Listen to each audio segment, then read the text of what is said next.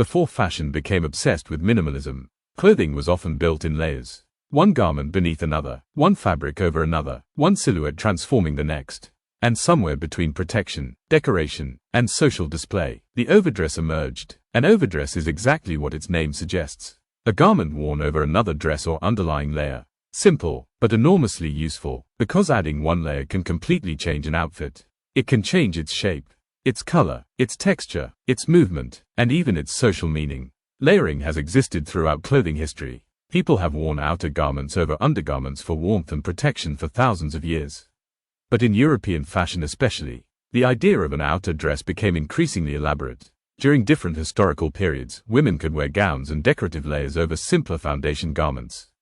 The outer layer became an opportunity for visual expression. Rich fabrics could be displayed. Embroidery could be concentrated on visible areas. And expensive materials could be used strategically rather than constructing an entire outfit from them. This was also economical, at least by the standards of people who owned enough clothes to worry about such things. The underlying dress provided the structure. The overdress provided the spectacle. Materials determined the effect. Silk created a smooth, luminous surface. Velvet produced depth and weight. Lace introduced transparency and intricate pattern. Organza created volume without enormous mass. Chiffon added softness and movement. Each material changed how the outer layer behaved. This made the overdress a playground for textile experimentation. Construction was equally important. The garment had to sit correctly over the layer beneath it. Too tight, and the layers would bunch. Too loose, and the silhouette could lose its structure. Designers therefore had to consider both garments simultaneously. Sleeves presented another challenge. An outer sleeve needed enough room to accommodate the underlying layer. Skirts had to provide sufficient volume. Necklines needed to work together. And openings had to remain visually balanced. This is where pattern making becomes particularly important. The overdress cannot simply be treated as an ordinary dress made slightly larger. It must be designed around another garment. The result can create extraordinary silhouettes. A fitted foundation layer beneath a flowing overdress can create contrast. A structured outer layer can emphasize the waist.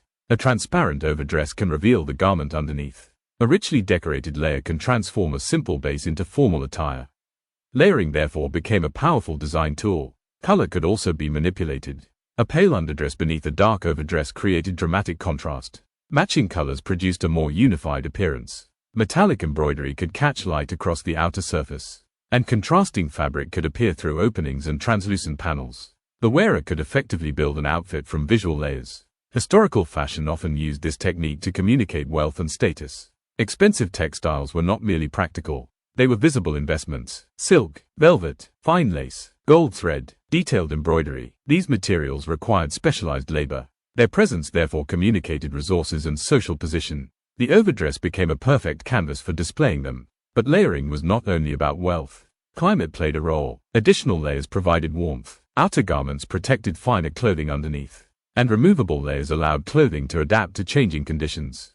This practical function existed alongside decoration. The same garment could protect and impress. That combination is one of the most persistent features of fashion. Useful clothing rarely remains purely useful. Eventually, someone decorates it. The 20th century changed the relationship between layers. Fashion became increasingly streamlined. Mass production expanded. Women's clothing became lighter in many contexts. And the elaborate layered silhouettes of earlier centuries became less common for everyday wear.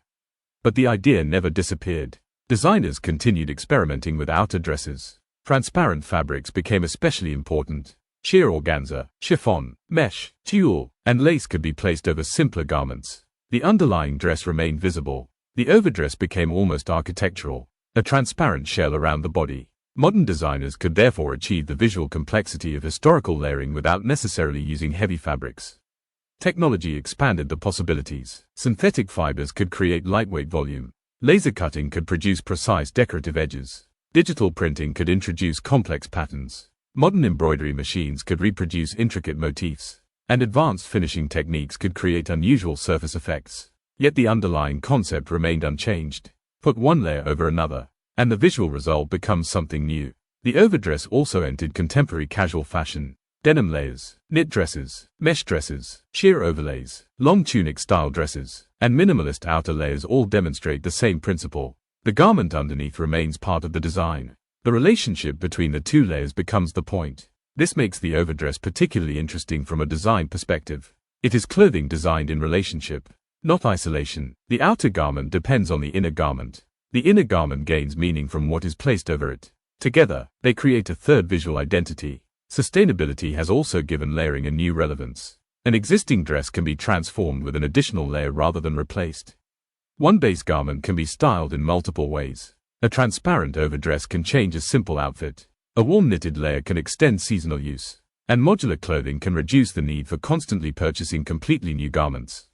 The principle is surprisingly modern. Change the layer, change the outfit. Today, overdresses appear in couture, bridal fashion, evening wear, streetwear, festival clothing, and contemporary ready-to-wear. Some are dramatic, some are almost invisible, some add structure, others create softness, some are highly decorated, others are deliberately minimal, but they all share the same fundamental idea. The outer layer changes the meaning of the garment underneath.